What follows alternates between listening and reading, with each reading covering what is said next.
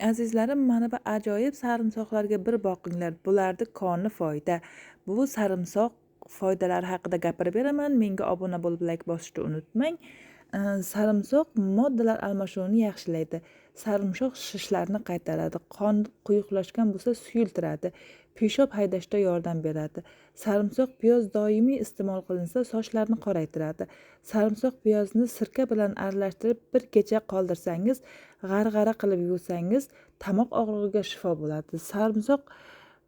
Sarimsoqni uzum sirkasi bilan aralashtirsa, nafas qisishi, astma, skleroz, asab kasalliklariga, bo'g'imdagi og'riqlarga, bel og'rig'iga, me'dada har qanday qurtlarni tushishda yordam beradi. Buyrakdan toshni tozalaydi. Sarimsoqni bir oy davomida har kun iste'mol qilgan odam qavziyatdan butunlay qutuladi. Azizlarim, sarimsoq haqida bilganlarim mana shular. Hammaga sog'lik, salomatlik tilayman. Keyingi videolarimda ko'rishguncha Allohimga omonat bo'linglar. Menga obuna bo'lib like bosishni unutmang.